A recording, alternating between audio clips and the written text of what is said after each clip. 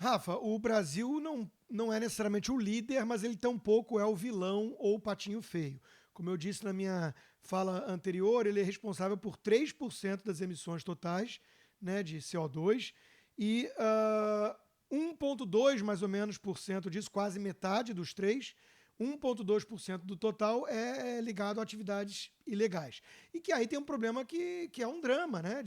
É uma região muito rica como a Amazônia, em termos de recursos naturais, é muito pobre em termos de prosperidade, de IDH. E tem 20 milhões de habitantes que querem desenvolvimento.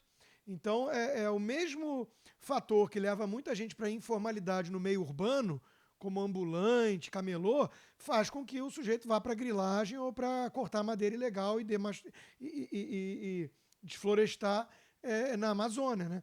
Então, assim, o Brasil ele não está liderando e tampouco ele é o vilão. Agora, a nossa matriz energética ela é muito limpa, porque ela tem muitas hidrelétricas, quase 70% é hidrelétrica, que é a energia mais limpa que tem.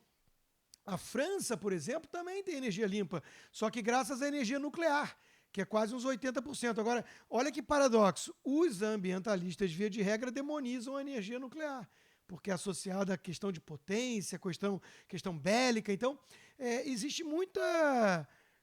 enfim, muita ideologia nessa história, muita desinformação também, né? E o Brasil não está mal. Ele não está mal e tem muito interesse em demonizar o presidente Bolsonaro e o ministro Salles. Né? Então tem um jogo pesado aí por trás dessas discussões. A Gazeta publicou hoje uma excelente reportagem mostrando a hipocrisia desses críticos, inclusive citando a Noruega, porque a Noruega tem um fundo muito grande, né, de investimentos para esses recursos, está congelado para repasse por conta dessas disputas de imagem, né? O Brasil, o governo Bolsonaro não está fazendo, enquanto que, ao mesmo tempo, a Noruega é um país que explora mais ou menos 2 milhões de barris por dia de petróleo. Depois da Rússia, é o número 2 na Europa.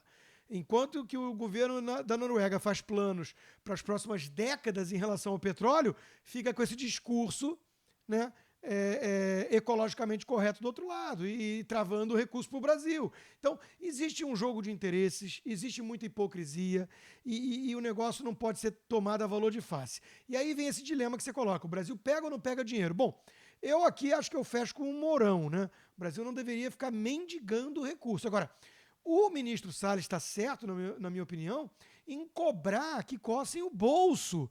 Tanto governos, né, que ficam cobrando resultados de desmatamento e tudo mais, e não cumprem com os acordos do próprio Acordo de Paris para crédito de carbono, ou seja, não pagam aos países mais pobres em desenvolvimento para que eles possam preservar mais as suas florestas, assim como do lado dos ativistas e globais e atores milionários de Hollywood.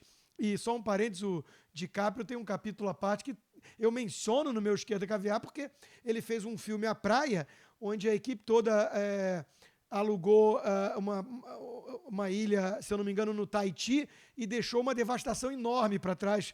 O país teve que entrar na justiça, processar e tudo mais. Mas o DiCaprio e companhia poderiam comprar a preservação também, porque o governo lançou, foi uma ideia do governo Bolsonaro com o ministro Salles, o projeto Adote um Parque. Então é só botar a grana onde está a boca, né? Coça o bolso e paga para preservar. Eles têm dinheiro. Então não estão interessados nisso. Por quê? Porque estão preocupados em salvar as girafas da Amazônia. Né? Jogar para a plateia, fazer discurso, não conhecem nada da realidade, como disse o Fiuza. É um negócio, às vezes, bastante escandaloso. Então, eu acho que o governo deve ir com cuidado nessa estratégia de pegar recurso, porque tem que ver qual é a contrapartida. Tem que ver se isso vai amarrar muito as mãos do nosso próprio governo e da nossa soberania nacional. A Amazônia é nossa. E olha, é preciso trazer aqui à tona nessa reflexão, nesse debate, porque é verdade. Eu estou aqui atrás com um livro, né? Enquanto eu estou falando, eu estou aqui atrás com o livro do Evaristo Miranda, que fez uma excelente palestra que acabou viralizando sobre essa história toda, que o Brasil não é o patinho feio, e mostrando gráficos e números, né?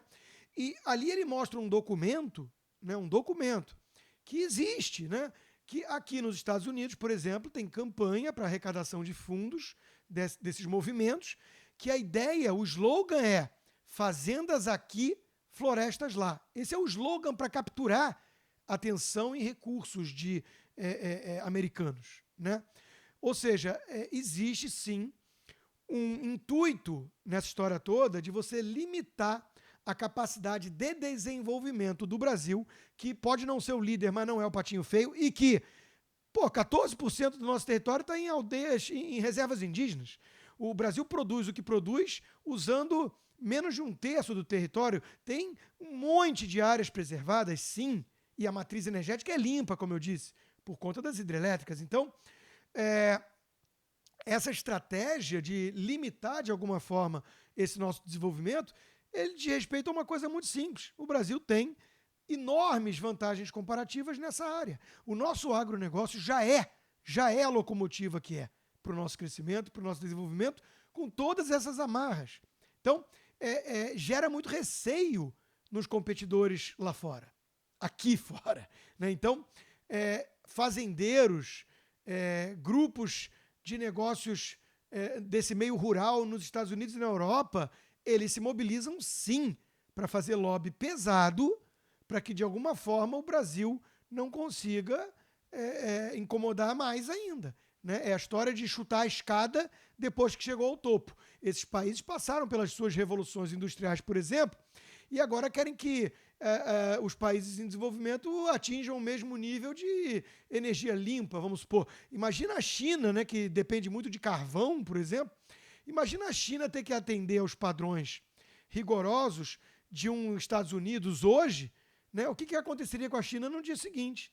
A gente sabe, né? Miséria. Agora, os mesmos que condenam a energia suja, eles não apontam dedos direto para a China, porque aí envolvem outros interesses, né?